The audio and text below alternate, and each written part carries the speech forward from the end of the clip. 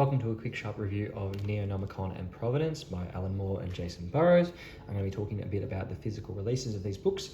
I'm going to be talking about the stories themselves, and then lastly what music I'd recommend listening to when you're reading them. So we've got the spines here, both these done by Avatar Press, and the back covers here with some awesome artwork, and the front we saw before. I'll start off with Neonomicon. So this includes the story The Courtyard, which is sort of the first part of this story. It's also got Neonomicon in there, and then the Providence Compendium has the entire Providence story, and Providence being sort of a prequel / semi-sequel to these stories here. So if you read this one and then this one, you're pretty much set. Nice paper quality, nice color in these, good artwork, some pretty gory, disturbing stuff if that's a bit of a problem for you. But overall, nice paper quality and artwork. Just flicking through these quickly before I get really into it. Notice it's sort of nice glued and sewn binding on both of these, which is good. Pretty thick, meaty book, the Providence one. Look, I'll get into talking about them.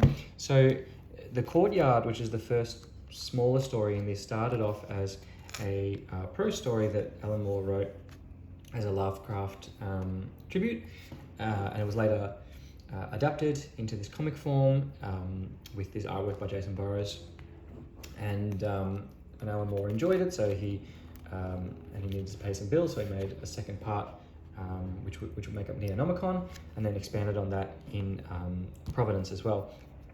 The story starts with this FBI agent who's investigating these cult-like murders, and it sort of leads him down into this sort of Lovecraftian rabbit hole, and the Neonomicon story sort of follows up on that and the aftermath of events that happened there. I don't want to scroll too much into this book because there are a lot of spoilers that I don't want to show, and there's also a lot of graphic nudity and violence and sexual violence in this as well. So again, that's a bit of a trigger warning for anyone who's wanting to read this, but that may be an issue. And then Providence builds on a lot of these ideas, goes back into the past, follows a young man who's sort of finding his way through this Lovecraft world, and this is just an exceptional book for anybody who's a fan of Lovecraft or wanting to get into Lovecraft. There's just the incredible amount of detail and references that are in this book is insane. There's an entire website dedicated to annotating panel by panel all of these details and references, and it's really a stroke of genius. What Alan Moore does, he sort of mixes the real life of H.P. Lovecraft and America during this time and juxtaposes that with Lovecraft stories in the way that they were written, and it's hard to describe what I'm talking about without giving it away, but it's safe to say there's all these sort of references and what he was trying to do in some of this, of what he said in interviews, is that in Lovecraft stories he took the sex and he took the violence out, and Alan Moore said, okay, well, what happens if we put those things back in? It makes for really interesting reading, disturbing reading.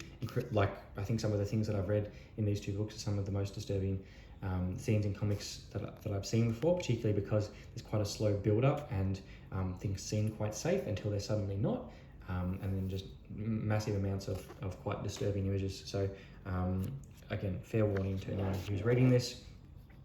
You will get much more out of this if you are a Lovecraft fan, if you've read the stories, because there's just references everywhere, and it's just a joy. To me, this is like the quintessential post Lovecraft and his contemporaries' work for anyone to read.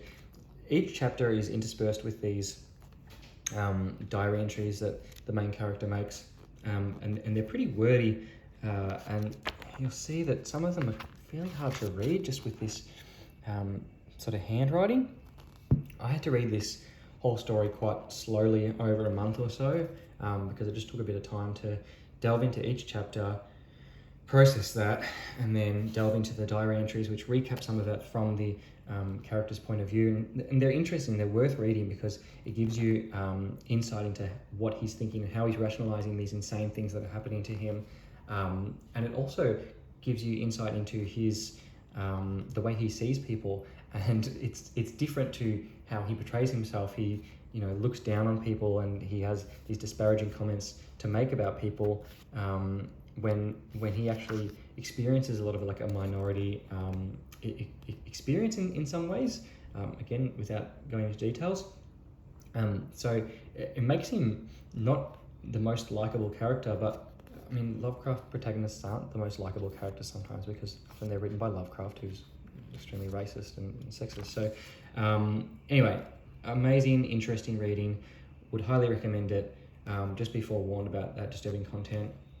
I would recommend listening to, I'll put the playlist in there, but it's just sort of like Arkham Horror type reading playlist stuff. I love this series.